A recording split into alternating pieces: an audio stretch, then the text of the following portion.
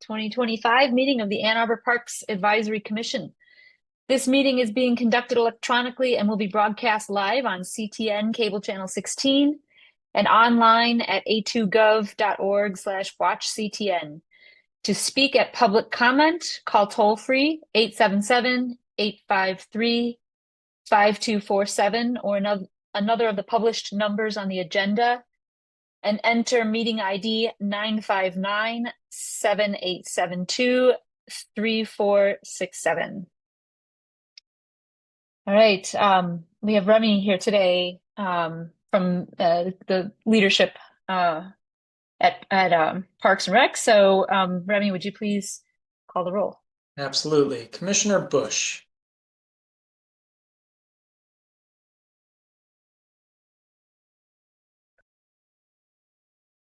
No, absent. Commissioner Cavateo. President in Ann Arbor. Commissioner Kraut. Present in Ann Arbor. Commissioner Marson. Here in Ann Arbor. Commissioner O'Connell. Here in Ann Arbor. Commissioner Montague. Here in Ann Arbor. All right. Commissioner Perlowski. Here in Ann Arbor. Commissioner Skyless. Here in Ann Arbor. Commissioner Smith. Here in Ann Arbor. Councilmember Radina. Here in Ann Arbor. Councilmember Watson. Here in Ann Arbor. You have a quorum. Thank you. You have before you the agenda. Are there any requested changes to the agenda? Seeing none, the agenda is approved. That brings us to our first public comment period. Please follow the instructions to raise your hand and indicate that you would like to speak. We allow 3 minutes per speaker. Please state your name and your address when you call in. We do not respond in the moment to speakers, but we appreciate you taking the time to call in and share your thoughts with us. Do we have any callers for public comment? We have no callers for public comment. I believe we may have one. May I check? I believe Madison is a presenter. I'm allowing Sean Spooner to speak if able. Can you guys hear me? Yes. Hi, I'm joining just for like an hour and a half for an AP Gov project.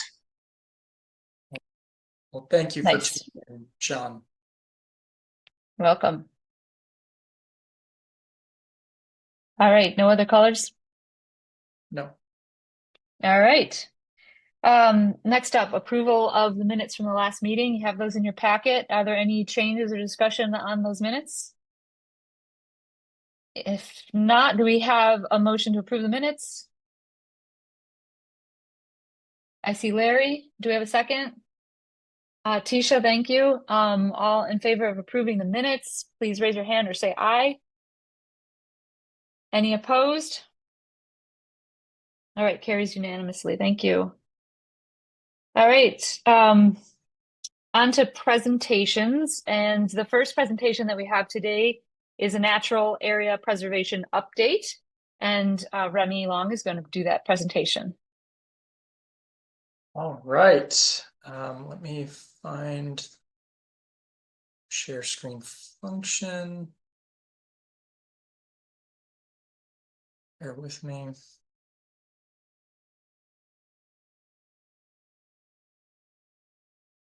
All right. Can everyone see my screen? Yes, I can. Great. So here to talk about a strategic planning effort that happened within the park system in the second half of calendar year 2023. The Natural Area Preservation Division that you're all familiar with undertook a strategic planning effort because in 2023 we reached our 30th anniversary as a division within the city. And so it was a chance to look back at the past 30 years of work that we have done and then look forward to the next 30 years and give ourselves a North Star that guides us through the decades ahead. This is actually the strategic plan document that we're scrolling through, but I'm using it as a presentation. I think it works really well for both purposes, but I am going to be very short on the background because you all are familiar with the work that we've done and do today, and I want to focus more on what's ahead. So just again, we were formed in 1993 and 2023 was our 30th anniversary, and it gave us this reflection point. You all know that we have an expansive park system, 160 plus parks spanning 2,200 acres, and that the Natural Area Preservation Division is responsible for 1,400 acres within the park system, highlighted here in purple, just to give you a sense of all the places that we do work, or ideally do work when we have budget and capacity. And so these are the natural areas, some standalone designated as natural areas, others are features within parks. But this is where you'll find NAP staff and volunteers regularly doing work across the city system. So again, our mission is to protect and restore Ann Arbor's natural areas and foster an environmental ethic within the community. So we do that through 4 main pillars: stewardship and restoration, ecological assessment and inventory, volunteerism, and education and engagement. So this is all background on what we do, so I'll be very brief, but you know we remove invasive species, whether it's herbaceous or shrub. We're removing those so that we can make space for the native flora and fauna that need to thrive within our park system. We also do some proactive restoration activities like seed collection and dispersal. We have 50 miles of trails that we manage throughout the park system, and then we use one of our most well-known tools in the community, our controlled burn program, to enhance all of our stewardship activities in the parks. We have a really robust understanding of the species, the flora and fauna within our parks, because of the ecological assessment and inventory work that is led by Becky Hand, who's here tonight.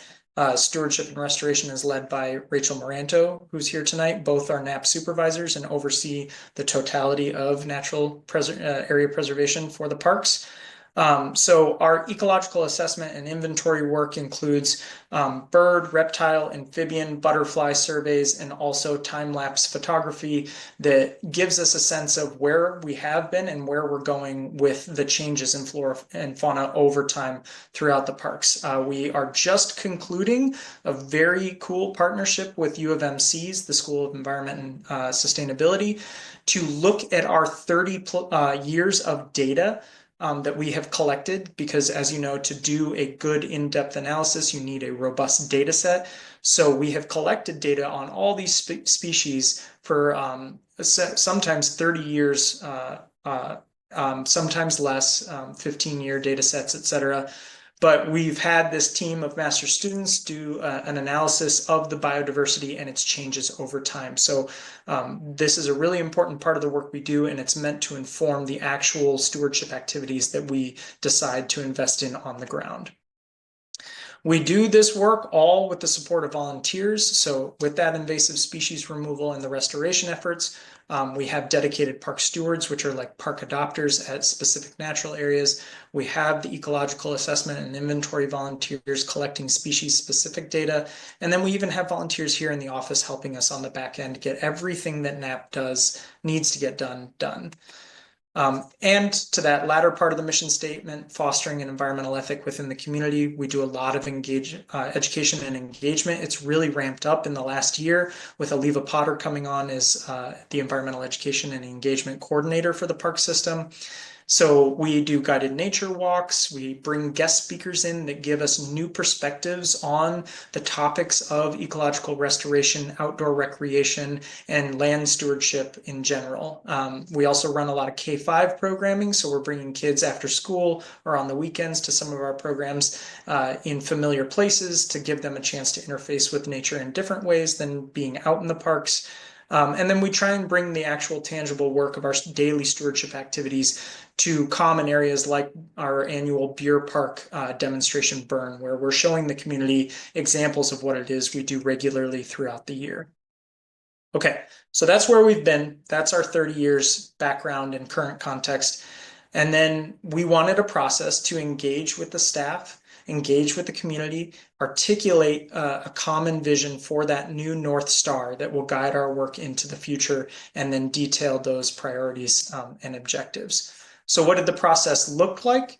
It was a review of all the relevant documents internal to NAP, of course, where we're situated within the city system, which includes the PROS plan. It was interviews with NAP leadership, the NAP supervisors, and then also Parks and Rec leadership.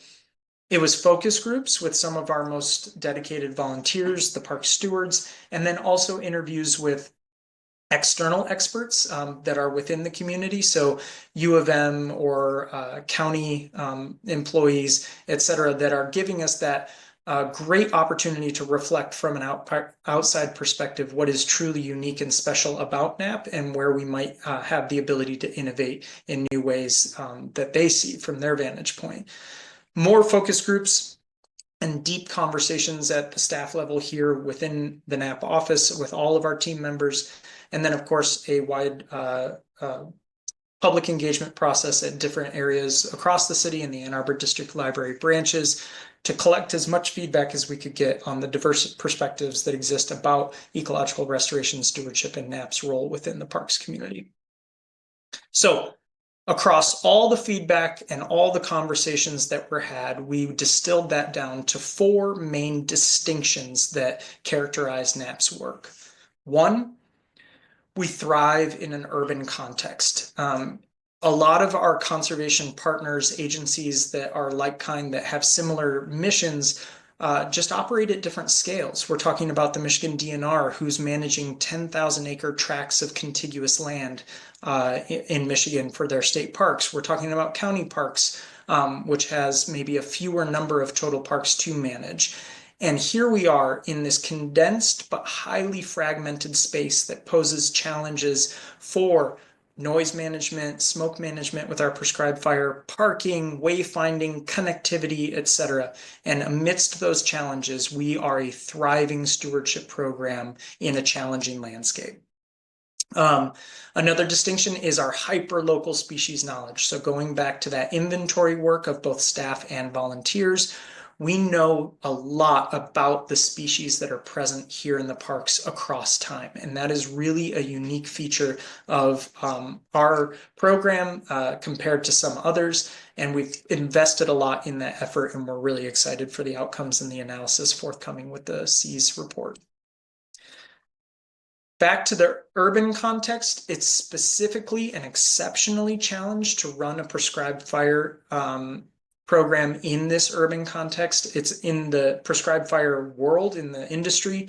It is defined as the Wildland Urban Interface, or WUI, and operating a controlled burn program in a WUI context is exceptionally difficult. So we have done decades of work to build trust within the community that we are doing this safely, effectively, and for all the right reasons. And it really is such a valuable tool in our toolkit, and we do it well. And we're incredibly careful with our smoke management and communications with park neighbors so that everyone is comfortable and understands when we're doing it, how we're doing it, why we're doing it, and is able to communicate directly with our team if there's any discomfort that needs to be resolved in advance. The other unique feature that was the envy of a lot of the external partners that we talked with was the depth and breadth of our volunteer programming. The variety of ways that people can engage, it is not narrow, it is very broad, and everyone can come join a workday as a one-off experience or really dedicate themselves as a longstanding community member or a newer community member to a specific park to take really strong initiative in playing a role in NAP's overall mission. So with those kind of distinguishing factors understood about ourselves, it was time to look forward about how can we carry those forward to continue on being the success we are and make changes into the future. And into the future, we have a shared vision among the community and staff that we're going to be climate resilient. Climate adaptation and managing for climate adaptation is going to be a priority to support our diverse ecosystem of plants, animals, fungi, and others, but also all of that ecological benefit that our community depends on. We need to think of the impacts of climate change and create goals and objectives that help us steward into the future in that way. We also want to double down on our community commitment, which is that environmental ethic and the willingness of the community to meet us out in the field or meet us in our programming and learn something more about what the parks represent as an ecological resource in Ann Arbor. So we've done a great job of engaging with the community, both as volunteers and educational events, and we just want to continue, or rather invest in reinvigorating the cultural will for this work. As I said, others have viewed us as a model, especially in that burning feature. We are known statewide or even regionally in the Midwest as a really prime example of a burn program operating in a WUI context. So in those ways and others, like our volunteer opportunities, breadth and depth, we just want to continue to be that model for others to look at for. So with that vision, we've articulated these strategic goals and objectives to steward, support, and strive. Steward for strengthened biodiversity and ecological resilience, to support our community well-being and inclusion, strive for awareness and longevity.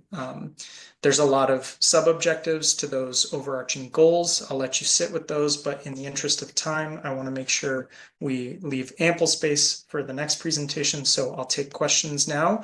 And Rachel and Becky, the NAP supervisors, are also here to answer any questions if you want to get in the weeds a bit. Thank you, Remy. Do we have any questions for Remy and this process? Yes. Go ahead, Larry. Yeah, thank you, Remy. That was really good. I'm curious under your strive objective, the pursue new funding opportunities. Can you talk a little more about that, what you're doing? Yeah. So the last 30 years, or the first 30 years of NAP's work, really were entirely millage funded. We are supported by the Parks Maintenance and Capital Improvements millage, passed by the city voters continuously, and will continue to be supported by it through the passage of the 20-year millage renewal. But we have opportunities to seek outside funds like you've seen and improved for other aspects of the park system, like capital improvements, playground replacements, trail building, etc. There's more opportunities through partnerships and direct city applications to grant funding sources to bring in additional dollars to add on to the budget that we have as a baseline through the millage. So we did secure, in partnership with the Office of Sustainability, and the forestry department here at the city, the 3 units together secured a $1 million grant through USDA in 2024, I want to say. Unfortunately, funding freezes at the moment have barred us from accessing those funds, but if that resolves, we will have specifically $375,000 dedicated to NAP specific goals that would be playing out over the next 4 years. So we're all waiting to find out what will happen, but it's an example of where I hope we get in the future with securing external funding to supplement our work.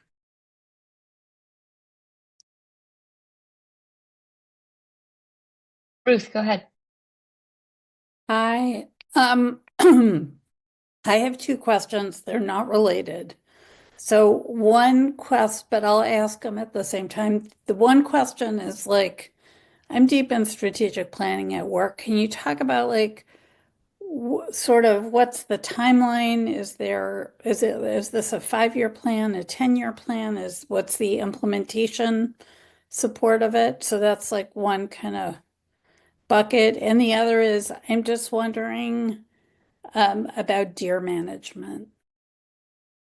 Okay, 2 very different questions. I'll start with the timeline for this. So our close colleagues over at the Greenbelt program, they have done 3 strategic plans in the 20 plus years that they've existed. And it appears that they're on a, let's say 7-year cycle for updating these. And the robustness of each of those has been different. I think it was very important at the onset of the Greenbelt program to go very deep and very clearly articulate the mission because it was a brand new effort. But we were in a different position here. We were 30 years into a program that had a well-established framework for how we did it, a well-established community.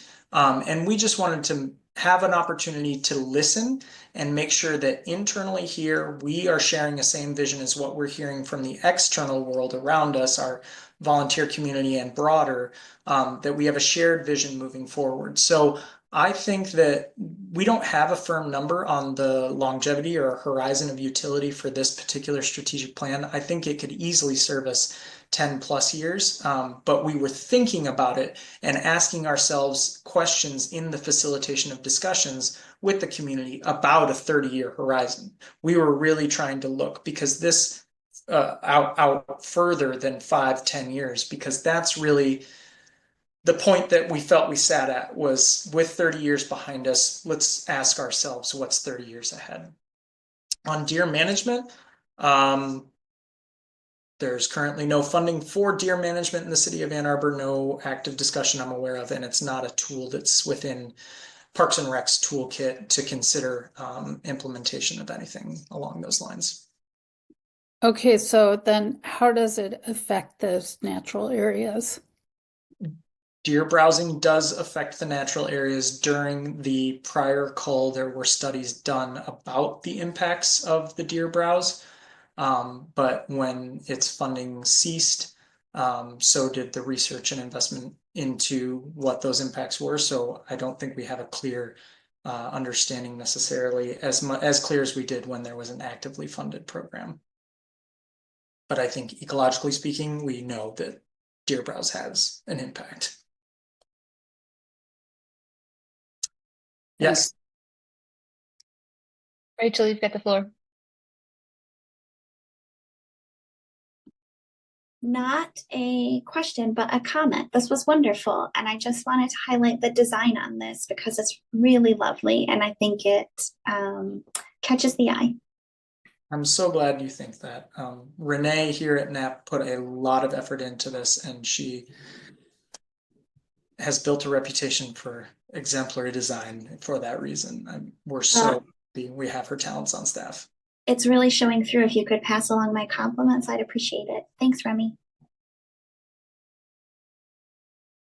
Alexa, go ahead. Yes, Remy, thanks for this great presentation. And I second the previous comments about sort of the graphic design and clarity of the document. I'm curious, and maybe this is similar to the previous question about time horizon of maybe also, strategic plan into implementation. You brought up particularly sort of the climate readiness of the work you do. I don't know if you got more into like how that translates, whether that is things like deer browse, whether that's temperature, whether that's water, but just would love to understand in the scope of this work, what the conversation was around that 30-year look of climate, or whether that might live in subsequent, more targeted studies around programming.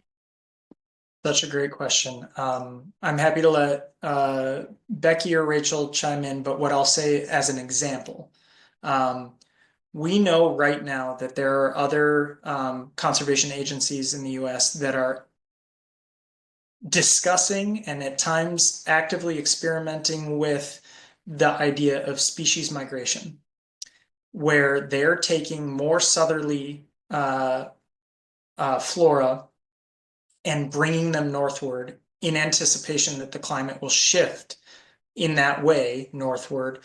And so those are conversations that this strategic plan feels like it empowers us to have those more effectively, knowing that it's a priority to think of not preservation in the context of everything needs to remain the same as it was 30 years ago or 150 years ago. That's not the North Star anymore. The fact of the matter is the climate around us is shifting, changing, and we need to adapt and think of what can be viewed as very risky or potentially experimental and beneficial conversations around something like species migration.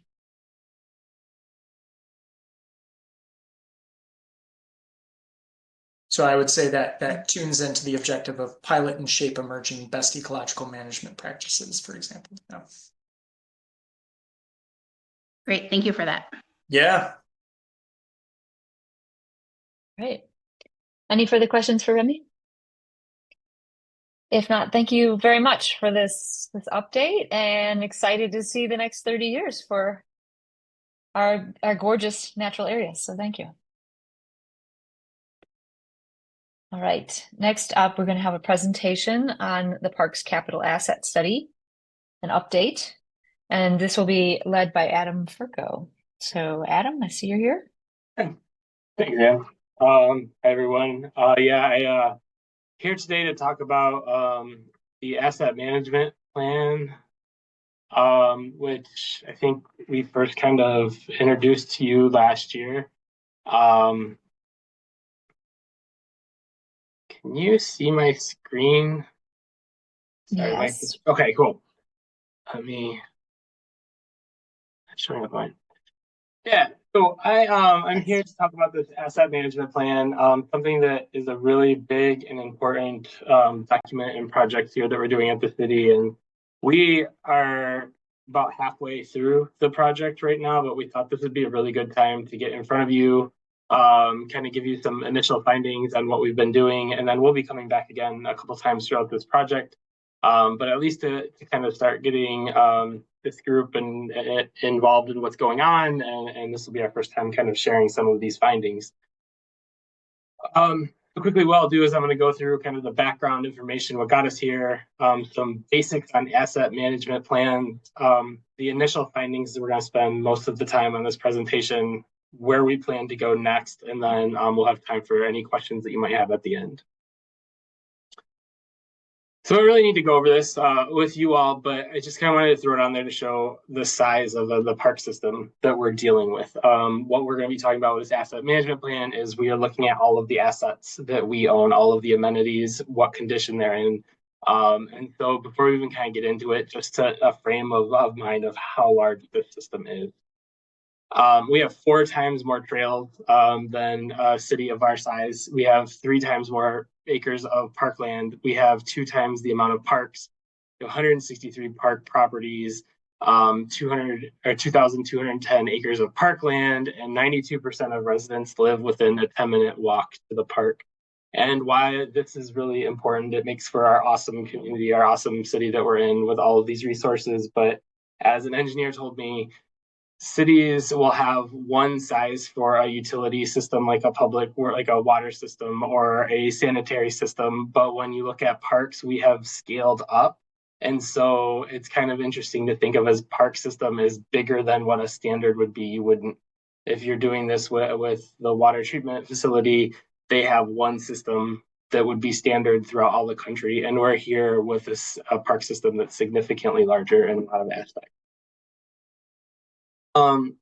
Before we kind of get into what we found, why we needed an asset management plan. So these were a couple of the big items that came out of the last 4 or 5 years. And a lot of these things would have been picked up by an asset management plan, but things we had to react to.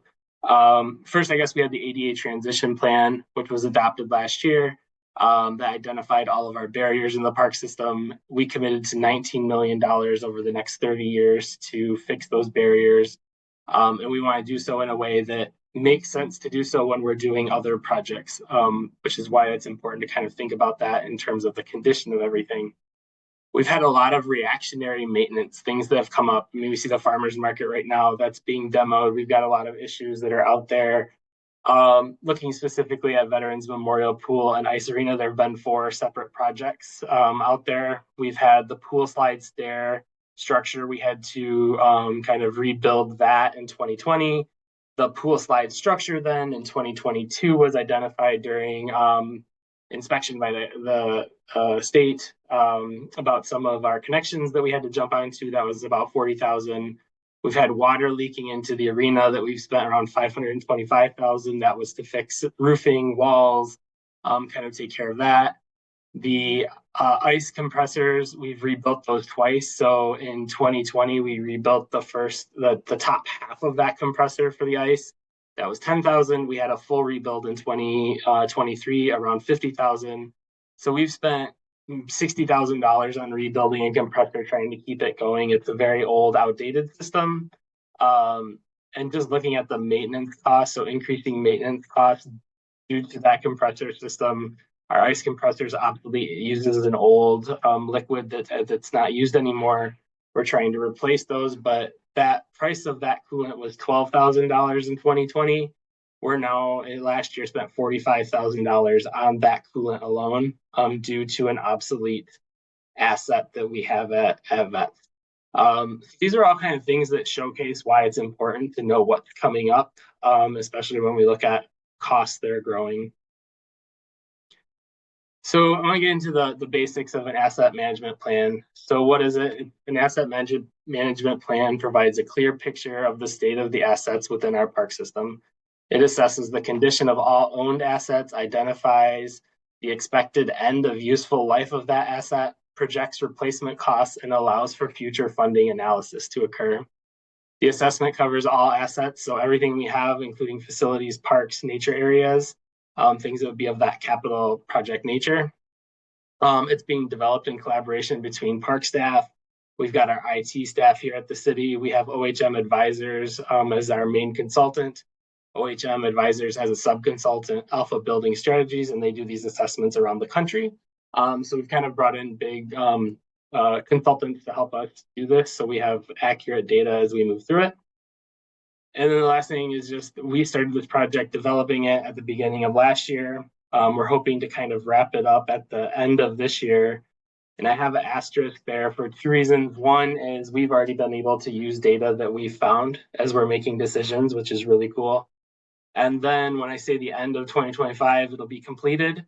This is an ongoing kind of application we're developing, so it's not really ever going to end. It's going to be refining it. We're going to find ways to use it better. But we will have a good kind of ending point at 2025 where we can really start focusing on using it instead of just building it. So expected outcomes of this project, we want access to credible and verifiable asset data for planning purposes. We've had a lot of Excel sheets, a lot of anecdotal data. This will be one place that we have kind of actual verifiable information. Reducing the need for institutional knowledge. We have a lot of turnover here from people who've been here a long time. They leave, they take with them all of that knowledge that they came across in the field a lot of times. And so we're trying to reduce the need on relying on that. Reducing our reactionary efforts, which are costly and disruptive. We want to develop a scale and a procedure for measuring features and assets. So moving forward, keeping it up to date, how do we actually analyze something? What's the industry standard? What do we need to be doing to make sure that what we see is kind of categorized and like put into information that makes sense. We want to maintain a high level of service for the community. So as our assets age, they get older, we want to make sure that we're still providing that recreational need for the community. And we want to be able to adapt to new recreational trends and needs. Being able to see, we have X amount of money coming up, but we need to add this amenity. How does that impact? These are all kind of the things that we're hoping this asset management plan really helps us achieve. A little bit about the asset management plan and how things are rated. So facilities are based on what's called the FCI. It's a facility condition index, and we'll get into what we have found so far, but I just wanted like a base knowledge. So what this is it takes the total cost of what we need to put into a building to make it last, to put it in good condition, and it puts it over top of how much it would cost to replace that facility. So that's what gives you our FCI. So you aim for really 10 and below, so good and fair. 20% is kind of that industry standard. You want to have a condition where we're putting in 20% or less than the overall cost of a facility. Once it gets above that, so 20 to 50%, you start having discussions about the future of that facility. We start talking about, is it worth replacing it? Or is it worth spending the money for some reason in order to bring that down? Once an asset hits 50%, that FCI, you're really looking at tearing that building down. There's not much more that can be done to save that, and you would be better off building new, bringing in a new element instead of trying to fix it. And all of this is based on kind of industry standards. And there's some back and forth with staff about prioritization and truthing it. But as a whole, that's where you kind of want to be. You want to be 20% and under. For non-facilities, so our parks and nature areas, there's not an FCI score because each different element has a different weighting system. So we've developed a 1 through 5, so good, fair, marginal, poor, and failing. And this is what our trails, playgrounds, courts, everything will get a score. That gets kind of aggregated for a park or a nature area. And then it gives it that 1 through 5. And what that does is it allows us to compare different assets and where we should be spending money for items that are kind of viewed differently or weighted differently. It kind of gives us a apples to apples platform that we can start talking about making decisions on. Okay, so initial finding. So I do want to preface this. We, like I said, are about 50% of the way through. We still have some truthing to do on our data and our numbers, but we did want to get in front of you with what we have found so far. So we'll start by looking at our facilities before our non-facilities. So what we found is that the vast majority, and I think we all know this, but the vast majority of our facilities were built prior to 1975. So we have old infrastructure throughout the system. We have $130 million in facility assets. That's not how much it would take to like replace them, but that is how much, that's that direct replacement value. So that is what we have currently in just our facilities. We have found that we have $8 million in backlogged items. These are items that are poor or worse. So those are items that we need to address immediately. So we are already $8 million kind of behind where we need to be to keep things running. So a lot of this is, we're hoping things don't go bad until we can catch up. But we have that $8 million before we even start projecting into the future. Over the next 20 years, we've identified roughly $32 million in facility improvements. That's assuming a 3.5% inflation, which has not been true since 2020, but that has been the standard of kind of the last 20, 30 years of construction. But $32 million in improvement, not including $6 million set aside that we need to do for ADA. So we're looking at $38 million over the lifespan of 20 years, which is the end of the millage, just on our facilities. And this does not include new facilities. The West Park Band Shell was not included in here because that was already slated. That we've had this assessment, we're working on it. So that was not included in here. The farmers market building was also not included in here because that is being demolished right now. So that was not included. The site was looked at, but not the building. Okay, so where we have here is I have two different graphs based on that FCI. So the first, and this is never going to be the case, but if there were no funding applied to our facilities, we are currently at an FCI of 15. So we are in the poor range, approaching that 20% mark where we have to have discussions. If we weren't to spend any money on our facilities over the next 5 years, we are at 21%. We've gone past that threshold of 20. And by the end of the millage, the way things would be going is we would be at a 46%. So at that critical stage. So if we weren't to spend money on our facilities, it kind of gets out of hand quickly. And so what we want to do is, and I'll show you the dashboard here in a second, but we can kind of play with the amount of money we're spending and kind of see where those trends go in order to keep our facilities in good condition. This bottom graph shows if we were to spend $2 million annually just on facilities, with by 2030, so in 5 years, that would be, so 10 million, we would be at good for the average of our facilities as a whole. Over the life of the millage, spending $2 million gets us to a 10%. So that's upkeeping and replacing. That still puts us on that line between fair and poor, spending $2 million annually on our facilities. Again, this is in our ADA stuff, and this does not include our non-facilities, like our parks and nature areas. So yeah, we're in that poor category right now, and I do want to give credit to our facility supervisors, park staff, park operations. They've done such a good job at keeping our facilities running and operating that the pour here sometimes feels a little off. But what we're looking at is like our electrical systems, mechanical systems, a lot of things that we don't see. But I do want to give our staff a lot of credit for keeping things running, even though we are in the poor category right now as a park system. So this is a dashboard that has been developed for this project, and this is getting refined and we're constantly working on it, but this is kind of the back end of what we're seeing. This is in today. So this is 2025. We have a direct replacement value. That's if we were to replace in kind. So if VETS goes down and we want to build it the exact same, it would be around 11 million. Total replacement value is we would not put VETS back the exact same. So we would do new standards. We would do new technologies, making sure everything's up to date. That's around 26.9 million if we were to replace it. It currently has $2.2 million in improvement needs that are needed right now to keep it running.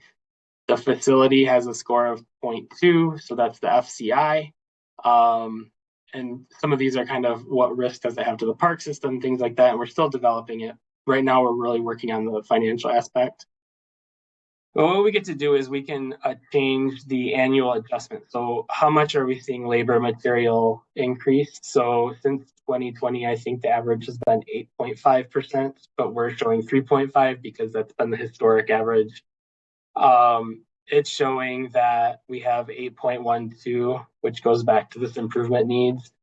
That's to get everything kind of that is in that 25% and higher, that bad spot, into a good condition.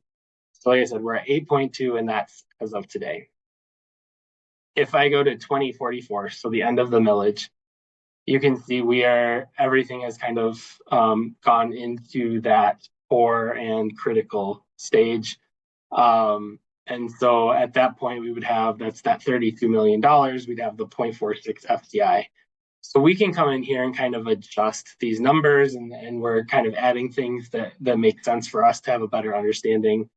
But I just kind of want to show you this dashboard and how we are looking at our system and the numbers and giving us that information moving forward.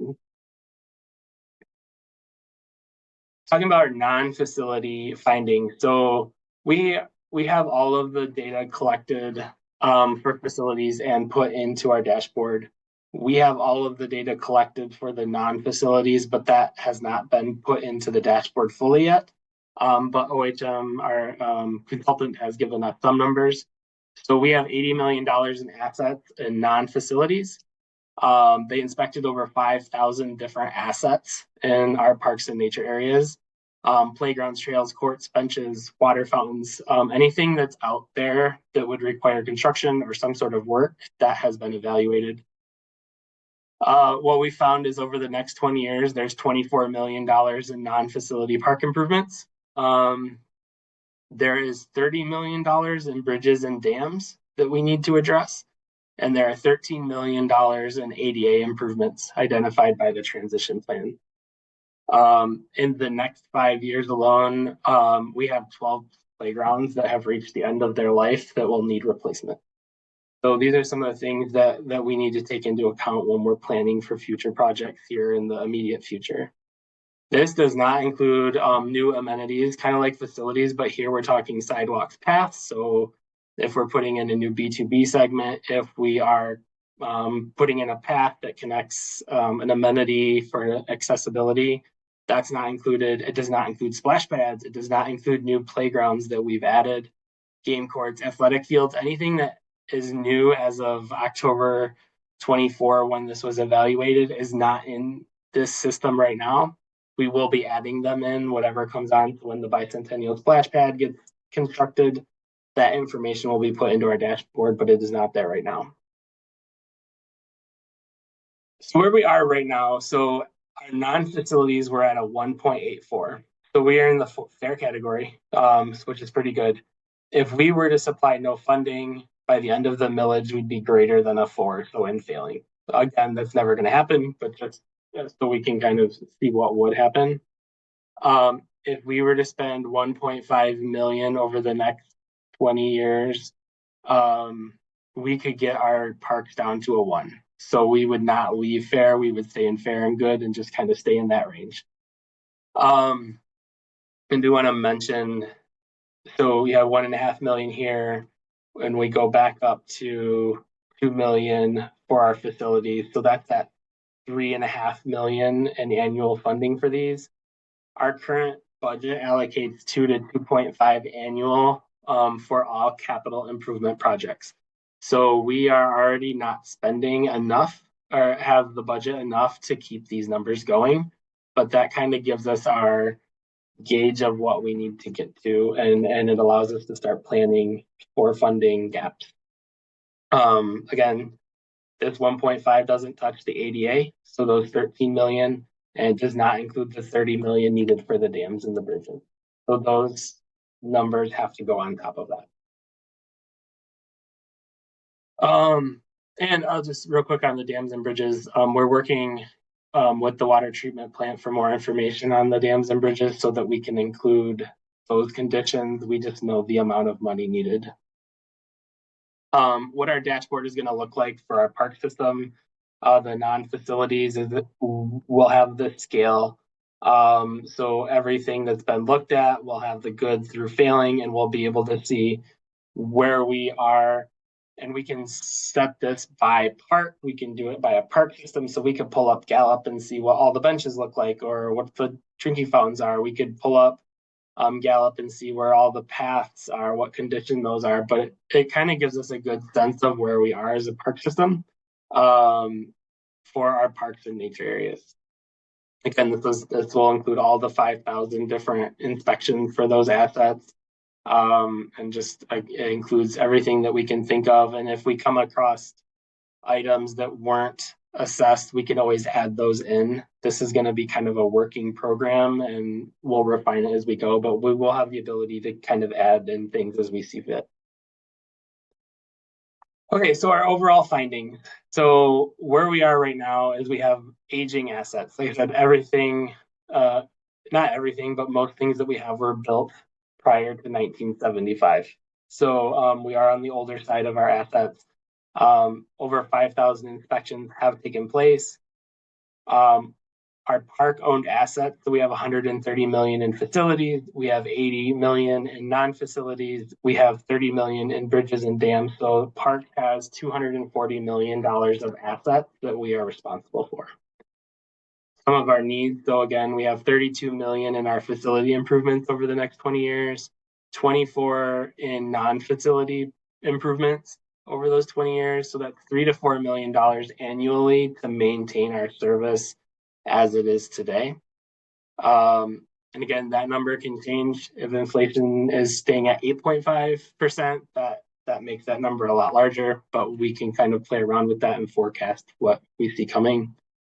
The 19 million in ADA improvement, so that number is being integrated into this model. So we'll be able to pull up any park and see what ADA things need to happen, what the value is, and be able to add that into the facility condition, the asset conditions. And same with the bridges and the dams. We're going to be including all of that in our dashboard. There are a couple of things that are not included and likely will not be included. Those are foundations and complex wall systems. So like the farmers market office building, where we had cracks in the foundation, that is something that was kind of an anomaly. That building should have lasted a lot longer. There was kind of that weird scenario, the poor construction at the beginning that caused it to fail. these assessments can't look at foundations where there's not a basement. So we can't pull the soil away, the grader away to take a look at what that looks like. We can only base it on kind of what's expected for a foundation and how long that should last. So something like the farmer's market foundation would not have been picked up. All of the other issues that the building had would have been picked up, but the foundation would not have. The complex wall system, so we're not able to open up the cavities to see what's going on in there. So again, it's going off of the standard of what the construction should last. But if an issue comes up, we can still be taken by surprise. So we won't eliminate reactive kind of events, but we're trying to minimize them. And again, new amenities, splash pad, new border to border segments, things like that are not included in these numbers, but we can add them in. Oh, so there's a lot of information, but next steps that we're going to be doing now. So data.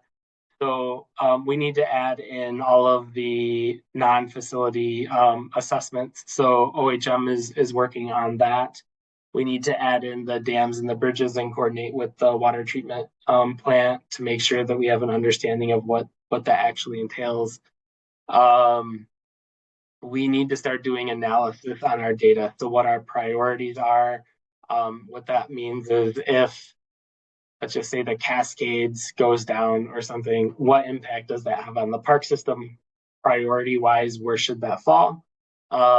We need to go through and truth things. So if we know from our internal staff and supervisors who are reading these reports, there are things that weren't picked up, we're able to add those in, or if something doesn't feel right, we're able to kind of explore what's going on and just being complete. So again, our historical knowledge of things that we know are coming, making sure that everything's kind of pulled into this document, into this application, so that moving forward, we just have a really good foundation to move forward from, because we need accurate data that we can trust to make decisions. And so we'll be spending the next 2 or 3 months really going through all of this data, trying to make sure that we have this accurate starting point. We're working with IT and applications. So our plan is to integrate this dashboard with CityWorks, which is what our park operations uses, GIS, who a lot of different users here at the city or other city applications. So we want this to become part of our regular process. So you make a change in GIS and it's reflected into the asset management plan. If Park Ops makes an improvement at the senior center and they log that in CityWorks, it gets fed into this dashboard. So it's continually updated. And it's not something that is falling kind of obsolete quickly. We just want it to be something that's part of our use. We are also able to start developing applications that can be used on top of the dashboard. So what I had talked with our consultant last week is the DNR has several grants we can go after. We know what those requirements are, how they get scored. So being able to build in an application that can go in our dashboard to tell us which projects might be really good applications to go to when we go for grants. So we'll be able to kind of score things like that. Equity. So we'll be able to look throughout the city and see where we've been spending resources and where we haven't. So if there's parks, we're spending a lot here, maybe not in another area. We're able to kind of see that. We're able to see gaps. So if there's areas where there's not a basketball court, like this Dexter Road Park, where it's a new project that we're working on. I'll be coming to at some point with that one soon. But we're able to see there's a part or area of the city that doesn't have a basketball court. So we're able to add that in. If we get, I'll go down to funding here in a second, but touching on park processes. So staff training is going to be really key. So we want park operations, park planning, our facility supervisors. We need everyone to really be able to use this to help them know what to do. So park operations can look and see they have exterior door replacements needed at these 3 or 4 facilities. They'll be able to maybe combine those and then be able to do it in a way that's just part of their normal operations. We want this integrated into their work. Same park planning, it'll be huge. I'll be able to look out 5, 10, 20 years and start planning things that make sense that all get integrated. Supervisors as well, if there's small maintenance things, if they're having regular issues, they're able to look into this software, this application, and see, okay, we're at the end of the life of this sink. So we know it's not worth putting money into that. We need to start looking at replacing it. We also need to identify an internal responsible person to keep this asset management plan accurate and truthful. That's going to require checking in with park planning, park ops, someone that's whenever a capital project is done, making sure that it's included, that we're following our processes. We talked with a couple of their departments around the country, and Denver has someone specifically designed for this, and they do their routine checks with everyone. But they said they learned quickly after their first round, they didn't have someone having ownership over it, and it quickly fell out of date. So that's something we don't want to happen. And again, routine tracking and upkeep, that person will be responsible for making sure that this thing is being used properly, and that we have this, I don't know what I call it, this application, this plan that's up to date continually to help us make our decisions. We're able to look at funding models coming up. So looking at our future needs, so you can already see we're behind in what we need to be spending. So we need to be taking a look at that and seeing how far we are, what those gaps are, where the gaps are, and make decisions. So we have several projects, as we've come to you with, where we need to start looking at, we have this amount, we need to spend $3 million a year for this. Is this asset that's falling apart worth putting the money into, or do we need to look at it doing another way? We're able to start really kind of taking a look and making hard decisions coming up because we already know where we stand with things. So it's giving us a kind of a clear picture of what we have available versus what we need to spend to keep things going. And then the last part, and I think it's really critical, is the reporting out. So we need an internal system that staff can look at, that we can share, that helps us make some decisions. At the same time, there's a need for external reporting. So we'll be coming back to PAC with our final one, but we'll be doing meetings kind of as needed, kind of around the city, helping explain this process. We really want it to be transparent. So we've talked about having kind of a public facing dashboard that the community can kind of take a look at. Because once we have all this data, it's just a matter of figuring out how we share, what we share. But we really think that it's important for the community to know as we make kind of tough decisions. They can see the impact of spending money here, what that might cause elsewhere. So I think that's a really big step moving forward, and that'll be the last part of this exercise here. But yeah, we're looking forward to kind of sharing what we have with everyone. So that was a lot, but I think it was hopefully valuable as we kind of move forward. And I'd be happy to answer any questions you have. You know, I've been working on this thing for 1.5 years, and I still have a lot of questions, but I'll do what I can to help answer them. Thank you. Thank you, Adam. Wow, that was a lot. Vince, you have the floor. Thanks so much, Ann, and thanks, Adam. That was a great presentation. I'm thinking about the FCI again, and I'm wondering how does the asset type and the value to the community influence the FCI and how we're thinking about prioritization? Yeah, so, and that's a good question, and that's something that we're working on. So it's kind of comes down to, you have the data of what goes in and out, and that's standardized. So there's not flux there. Where it comes down to, and get to the dashboard, we have the consequence and the risk. And so where that prioritization comes into it, and we're actively discussing this part now, but we looked at it in kind of 3 different ways. We were looking at it as a user going to a park. So let's use Argo for an example.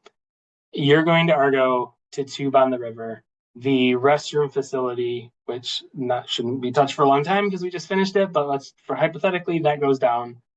what happens to the user experience at that park? So that's part of it. Like, you could still use the cascades, but it's really going to hurt that experience.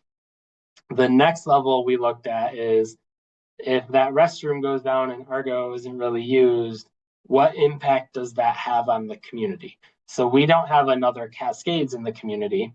So that's something that we need to keep open. It's a valuable asset. And so the priority goes up a little bit. Counter to that, we have 4 pools. So pools, very important, a high priority. But if you go down a pool for some length of time, the community still has 3. The park system still has 3 of those and can still function. The third scale we looked at then is from a community regional standpoint. So again, back to the Cascades, that's the only Cascades in the city. So there's not another place to replicate that. Pools, that can be replicated, and it might be really an inconvenience. It's definitely going to cause a problem if one goes down, but the community still has the 3 park ones, and then there's other ones that are privatized throughout the community. So when we look at prioritization, we're really looking at how those 3 different scales kind of play into what happens if that goes down. So that's where we're at. We've really only done the facilities because we haven't been able to do the non-facilities yet, but I imagine it's going to be a really similar process. Thanks, Adam. I appreciate that response. Go ahead, Alexa. Thanks, Adam. Really appreciate you walking us through such a detailed set of information, and just really kudos to the hard work of getting this done and having that basis to plan for the future. I was curious, as you guys are thinking about this as well, I know there's kind of an exercise of just understanding the magnitude of what's out there, but curious about how the ADA piece fits into that. Sort of in terms of not, I think in how you're kind of rationalizing it now, it feels like, okay, here's the facility and sort of park asset needs, and then ADA is an extra piece.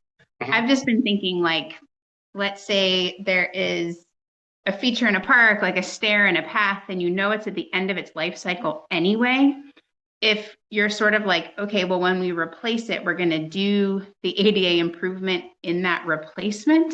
If there's a strategic way to blend in the ADA upgrade sort of opportunistically, if that's a fair word, or sort of how you're thinking about that and how the tool might be used in the future. Yeah, I appreciate that question. It's something that it's an interesting thing to think about. And I know that's what we do, just like Hillary and I, when we're planning things, and it's like, okay, the end of the life is coming up for this. What is that asset? Right now, the ADA transition plan, all of those findings we have the data for and are being included, but I think it's something that, and I think this would come probably after this particular phase is done, but I think there's a way that we can look and say, so I'm just trying to think, like, our ADA transition plan identifies, they kind of break out in different categories. So it's like routes and like, it's basically looking at your paths, your routes to buildings, things like that. I think you could tie that data into the facility, into those like sidewalks. So it's like, hey, this is related. And so if you're touching this, that activates whatever finding and barrier. Like I said, I think that's something that probably comes after. As we're integrating it, but that's where I'd like to see it go, because I think no matter what we do and whenever something comes up, we need to look at that ADA plan and make sure that we're not going to be doing something that in 5 years just wipes that out, because we're spending 19 million on ADA. You don't want to have to replicate work or just like waste those dollars. So I think that's definitely the component that we need, is how do we kind of make sure there's like a synergy between them, right? So we have the chiller, and this is the beer part. We went after the grant to replace the chiller and do accessibility improvements. So that's underway. But what would have been awesome if we had this program running, we see that chiller's at the end of the life. And then, like I was saying, if we could do like grant things and it like scores grants, but ADA things go into that, or accessibility, like it would be nice to have that kind of like all automated, is where I would like to get with that. So Yeah, that's really helpful. And yeah, just to think about where they're, Yeah. I mean, you might need different contractors. There might not be 100% savings, but just to mobilize, if you can do it Yeah. once and hit a couple bullets, that would be really cool to, I think, tease out. that would be awesome. That's where I would like to get with it. I think the more we can add into this, the more information we have, the easier that we can start planning things and just making sure that we're hitting everything, I think, key. So great point. Ruth, go ahead. So, I have thoughts and questions. This is like a tremendous amount of work you've put in, so take my comments just for what they're worth, which might be nothing. I think it might be helpful to add a column here, if you can, that says when it was last updated.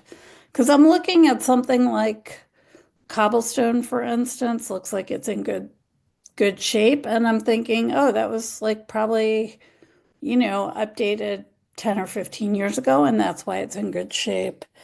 And I don't know if there's a way, and this might be something that you do by like bolding or something, but highlighting the things that really have the highest use or impact. And I'm thinking about like, I know it's not a facility, but like the Gallup Bridge, obviously tremendous amount of use as compared to something like Kempf House. And you just talked about that, Adam, but I don't know if there's a way to kind of visually show it. And then the third thing is, I might need a refresher on what risk is, because I'm looking at the senior center and the FCI is yellow, but the risk is bright red. Yeah. So this one component that we're still developing, but the way that this is we're saying, so there's the one senior center. So if that goes down, that has a high consequence. The risk factor is, I think there's components that are within that system that need to be addressed sooner than later. And then the risk of that facility going down is going to happen. So when we're looking at the risk, and I think if you go between them, so yeah, you can see it's like 34.77. You go to the next one, the risk of that falling because of faulty elements or assets that are being kind of looked at within there. So we're looking the HVAC system, the roof system, that risk that's getting higher and higher because those elements are getting older and older. And that's how that's going to come down. But again, I could be wrong on that one. That's one item that we're still developing, but that's how I'm kind of visualizing it right now. So that's like I'll probably use the wrong words. That's like sort of total risk. But what you're saying, I think, is like I could use my house as an example because the roof was really recently replaced, but last year the heating just died. Right. So it's like, and that was 25 years. So it's like if I looked at everything in the senior center, there really might be one thing that's kind of high risk, like HVAC, but maybe the roof and everything else is good. Am I understanding what you're saying correctly? I think so. Again, next time we'll have OHM here to really help us with this and I'll have a better understanding. But yeah, I think it's the aggregate of the components. So Okay. we have several components at the senior center that would be aging, that's hitting that criticality point, and the closer they get to that, the higher the risk that goes, as like shutting down completely is how I'm understanding it. Okay.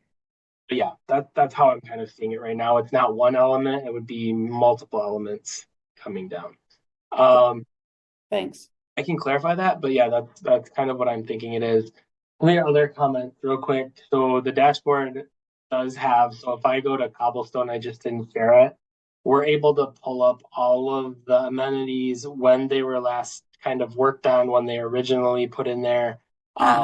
So there, like I just pulled up Argo, for instance, and so there are 30 line items just for the restrooms at Argo. So we can go in and see each of those. And I think one of the things Park Ops when they were reviewing this that they wanted more information on is, and one instance they have here is it's electrical branch wiring. So what does that exactly mean? So being able to open up that line item, see the photos of it when it was installed, things like that.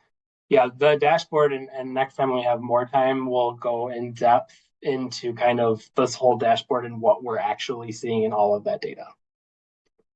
That's great. Thank you. Yeah. I just want Larry, to please go ahead. that Oh, sure.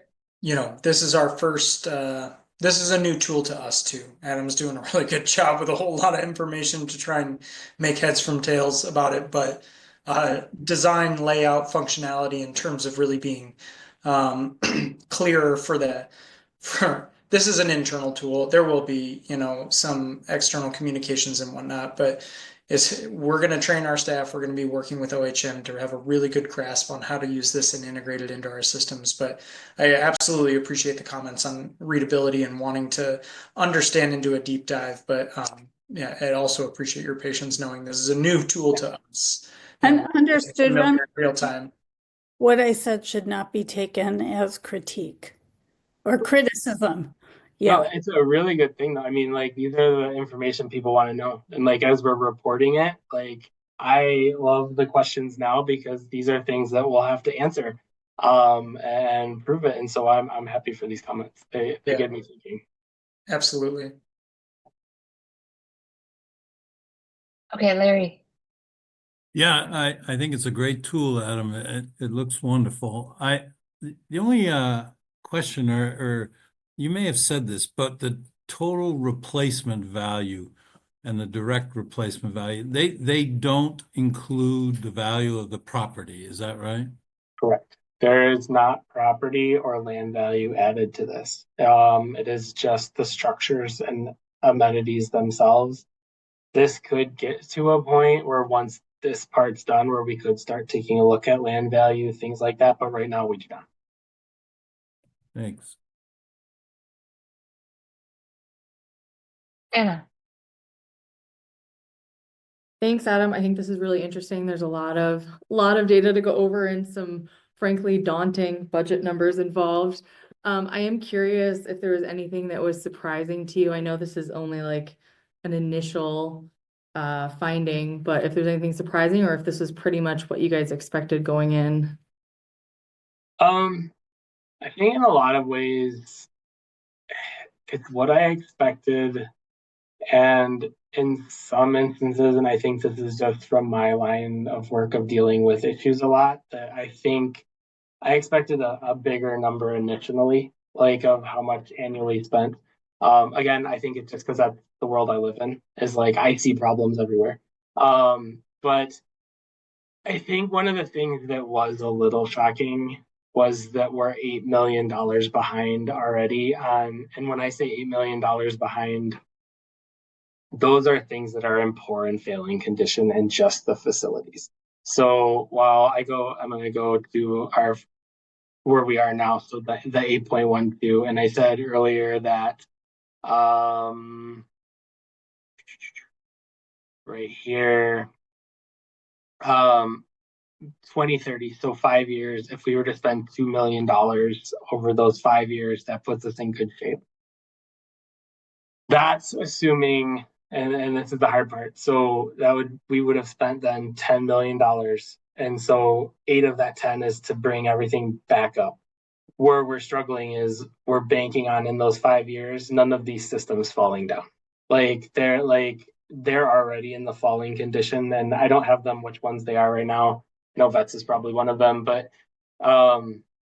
we need to get on these things and bring them up to speed and hope it doesn't something doesn't catastrophically fail, like a mechanical system or something like that. But it was kind of shocking to see how far we were behind in just the facilities.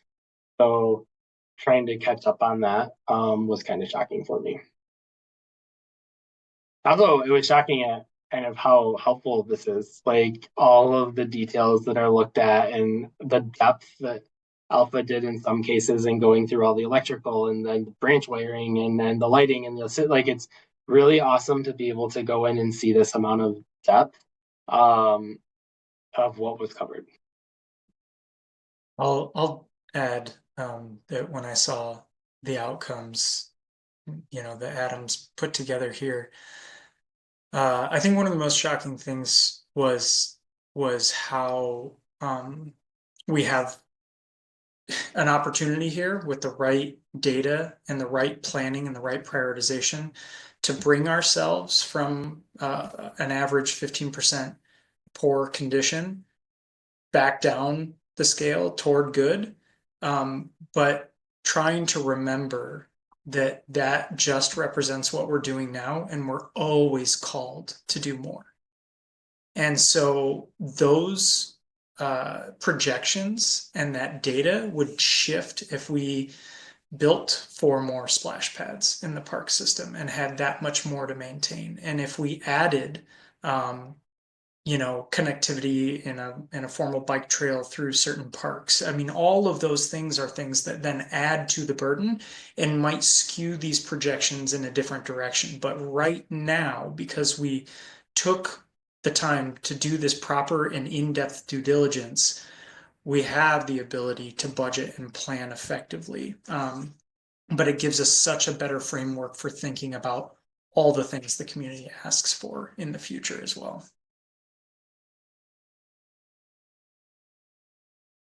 I just have one quick question, not seeing anybody else with a hand raised at the moment. You said we're currently budgeting between 2 and 2.5 million a year for maintenance and improvements. Does that include, is that only out of the funds from the millage, or does that include funds that we raise through external grants and that sort of thing? The 2 to 2.5 is what we have for capital improvements, not maintenance and operations. That also comes out of the millage. The 2 to 2.5 is straight from the millage, so that doesn't incorporate grants, earmarks, donations of foundation of anything like that. I think when we were originally developing this software, one of the cool things that we can do that I think we need to find a way to integrate into this is, let's say we get a donation for $1 million for the park system. We're able to put that in and see where that might do the most good, and how that could change our forecasting. But yeah, that 2.5 million is essentially out of the millage what we have. Thanks. Yeah. All right, I just want to be mindful of time. Yeah. Yeah. Do we have any further questions? And if not, thank you very much, Adam, for that excellent body of work. And still more to come, right? Yep, and we'll be back. So thank you so much. All right. Thank you. All right, that brings us to reports, and we'll start with Remy with the manager's report. Yes. So just a few quick updates. Beer Park is going to host themed Friday open skates from 7 to 8:45. This Friday's theme is Oscar night. So skate to theme music and feel free to dress up to each theme. Another save the date is the summer camp registration is just around the corner. Camp programs are posted on Civic Rec and on the camp website Saturday, March 1st. So registration opens Wednesday, April 2nd at 8 a.m. sharp. Please log into your account before April 2nd to check account members, dates of birth, and all the contact information so that you are ready to register at 8 a.m. sharp on April 2nd. And then last, I wanted to let PAC know that we're and provide you all with a update on the bird flu. So the highly pathogenic avian influenza or bird flu has been detected in Washtenaw County recently and is suspected to be responsible for several wild bird mortalities or die-offs at locations in and around Ann Arbor, including within the park system. The risk of bird flu to people is low, but for those who have contacted or made contact with potentially infected animals, the risk is higher. So if you receive reports or you observe unusual bird deaths in the parks or elsewhere, which we would constitute a die-off as 6 or more dead wild birds or dead birds, please report it to the city. Or rather, the DNR also has a reporting tool. I'll be hopefully able to, oh no, closed it, I'm sorry. I will email you all some additional information about some signage that the parks team will be posting throughout the parks. So we're going to be working over the next couple of weeks to get some signs fabricated and posted at a lot of the high traffic areas of the parks, or where folks might typically interface with some of the bird wildlife, and make sure that we're providing the proper precautions around hazards of feeding wild birds, of touching or handling the dead birds, and more. So if you have more questions, you can Google bird flu for Michigan DNR's website, and that's really who's taking the lead on a lot of this.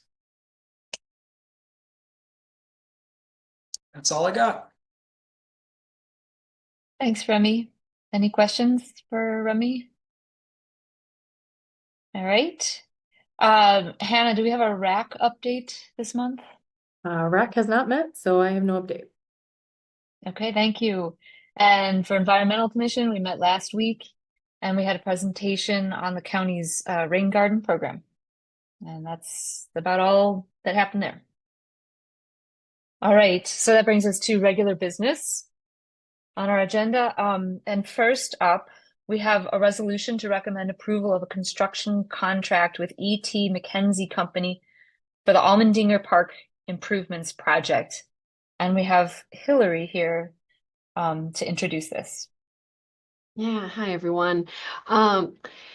So this project, we actually have had some of our consultants from OHM Advisors assisting us on this, just from a staffing standpoint. We needed extra help with managing all of our capital projects. So I'm actually just here to introduce Madison Merzlikov. Hopefully I said that correctly. She's been managing this project, keeping us in the loop, but I'll actually turn it over to her to introduce the project, give a little more information, and happy to answer questions for her as well. So. Awesome. Thank you, Hillary, and well done. I know my last name can be a mouthful and you did a great job. So I'm going to share my screen. So let me know if you are able to see it. All right.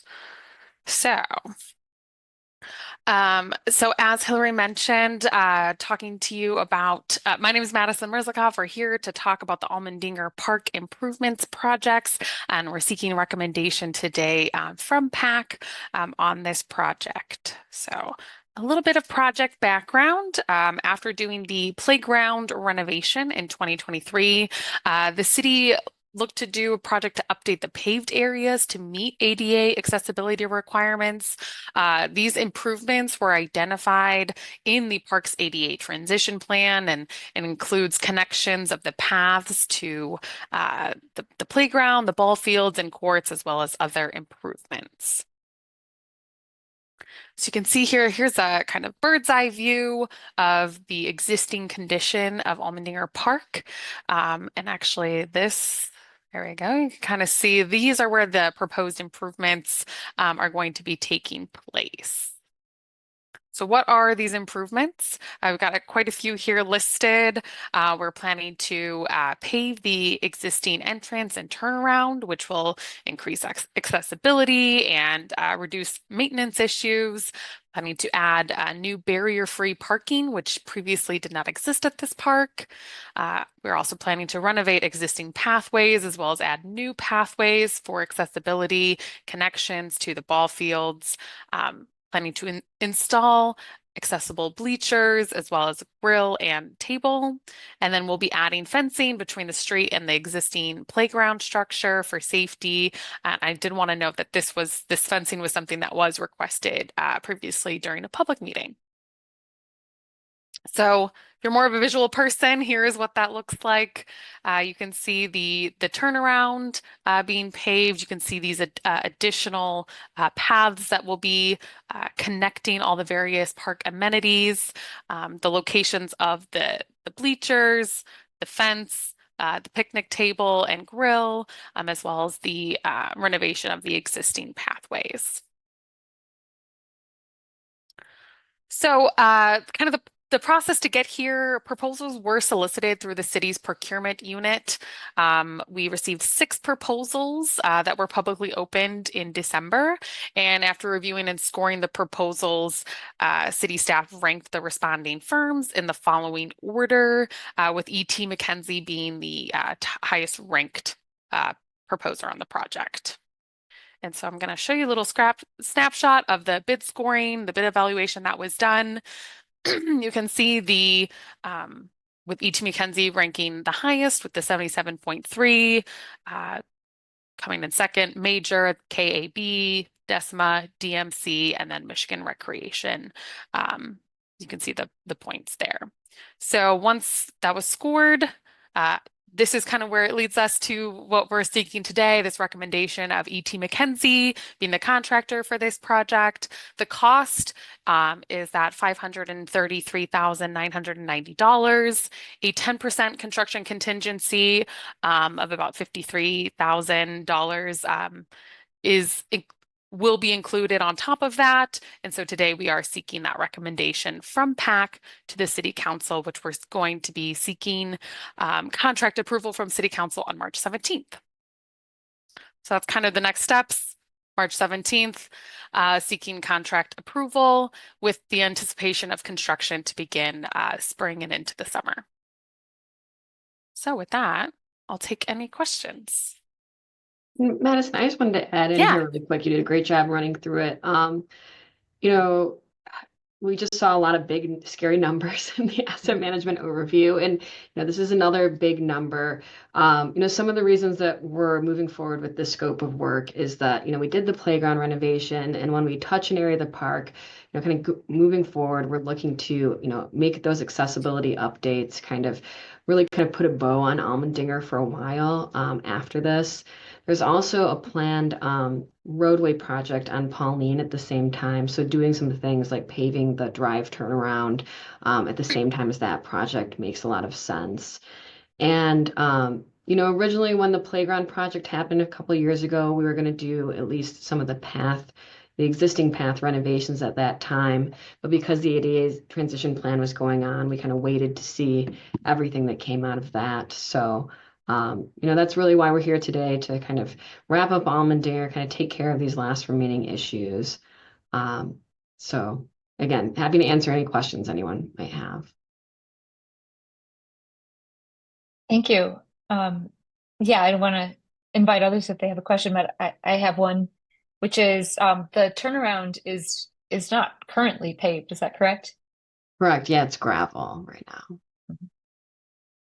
Yeah, and I know there's some maintenance issues, park operations, having to go out there and continually regrade, and then, you know, also some stormwater runoff onto the sidewalks as well.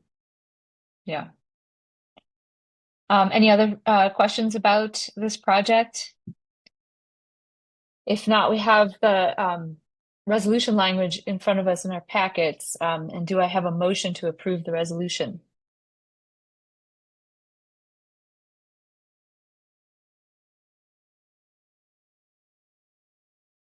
Larry, thank you. I'll second. Thank you, Alexa. Any further discussion on this resolution? If not, hearing none, all in favor of the resolution, please raise your hand or say aye. Any opposed?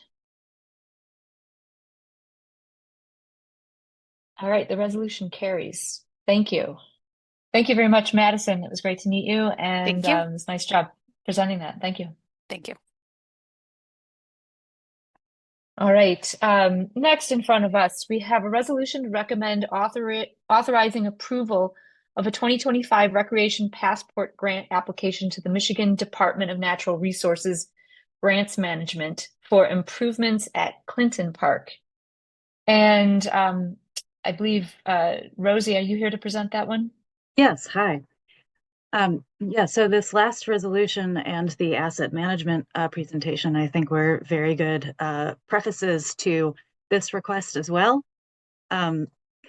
So I want to emphasize that the resolution today is just to apply to this grant. We're not committing any funds right now.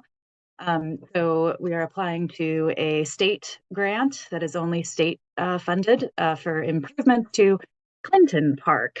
And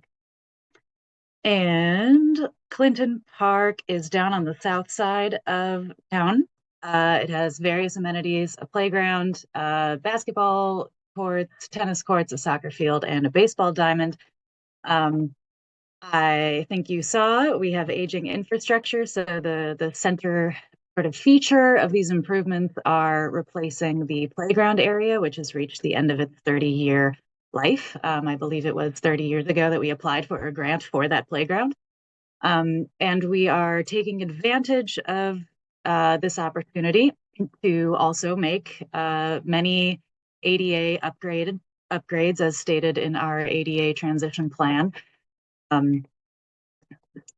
So those include making the parking lot van accessible, adding a accessible pathway to the baseball diamond, adding an accessible pathway to the soccer field, and fixing all of the ADA compliance issues with the playground itself, which included the surfacing and access to it, and some issues with the swings.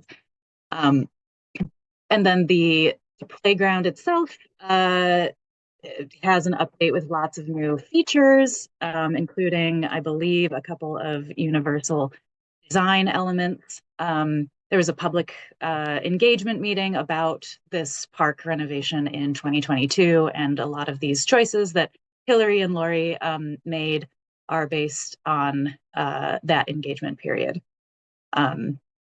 So we don't have a cost estimate at this time. We're still waiting for that. We will have it in time to apply for the grant. But again, the only resolution today is to apply for the grant. And if we move forward in the grant process, then we will come back for a resolution to commit the matching funds. And we are applying for the maximum amount of the grant, which is $150,000. Yes, Clark, Ruth, you have a question? Mm-hmm. No, I want to move approval. Thank you. Do we have a second for I'll the second motion? that. I saw Hannah's hand first, actually. Do we have any further discussion or questions for Rosie on this one? Seeing none, all in favor, please raise your hand and say aye. Any opposed? All right, motion carries. Thank you very much, Rosie, and good luck. I do hope we are successful with that.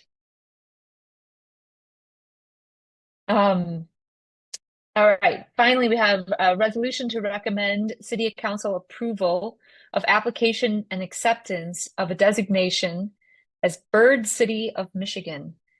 And I believe we have is Becky Hand here to present this? Yep, I'm here. Hi, Becky. Oh, there you are down there. Hello, yes.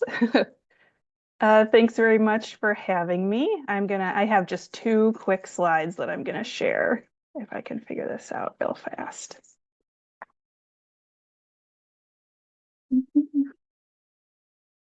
Okay, ooh, a lot of windows in my way. 1 second here. Okay, hoping everyone can see that. Yes. I can Great. see it.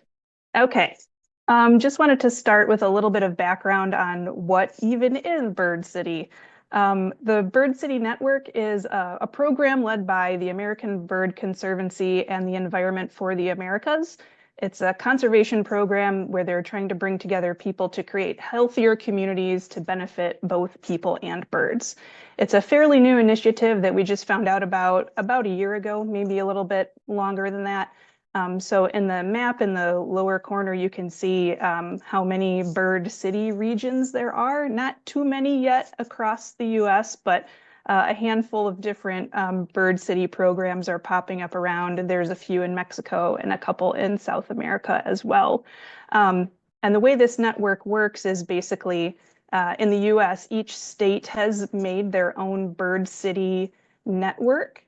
So Bird City, Michigan is like the subset of Bird City as a whole. Bird City, Michigan just got up and going at the very end of last year.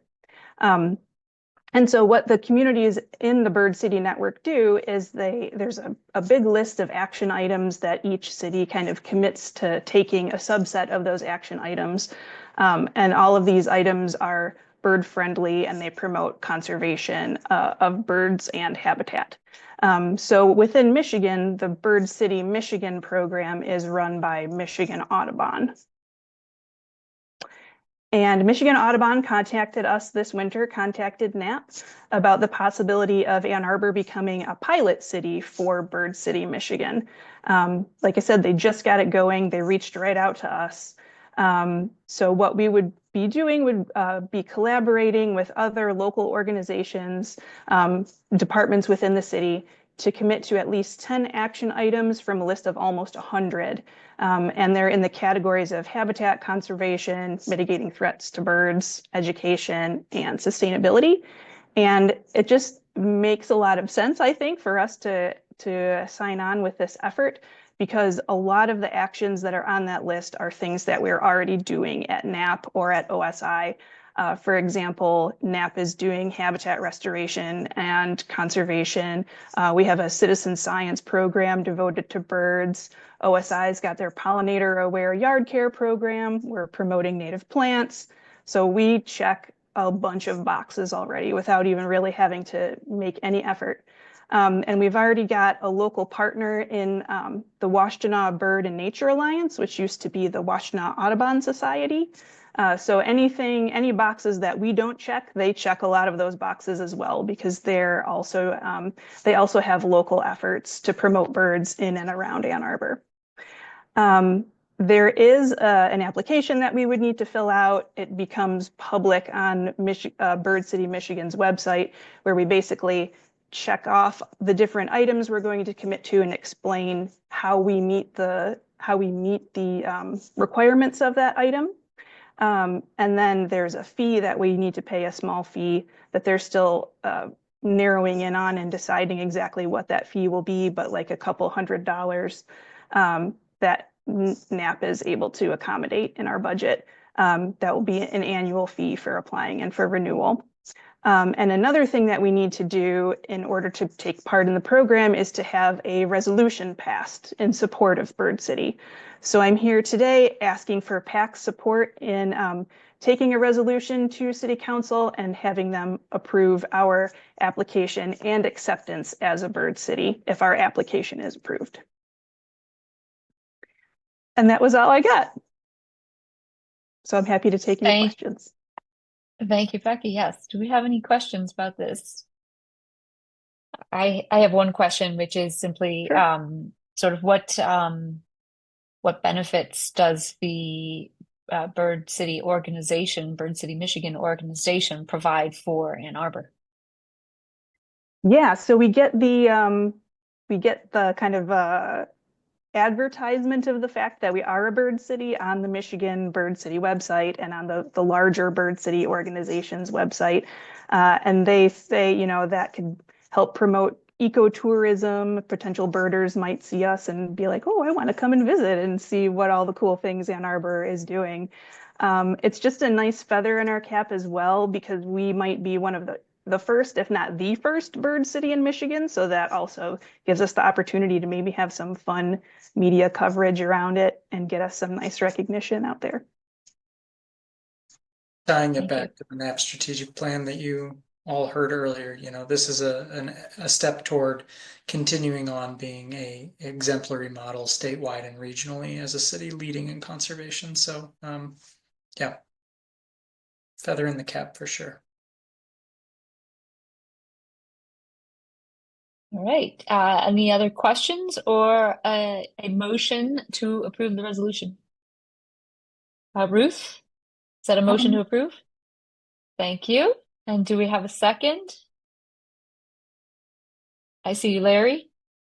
Any further discussion on this one? All right, all in favor of the resolution as stated, please raise your hand or say aye. Any opposed? All right, the motion carries then. Thank you very much. Thank you all.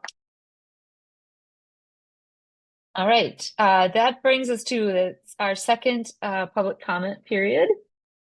Follow the instructions to raise your hand and indicate that you would like to speak. We allow 3 minutes per speaker.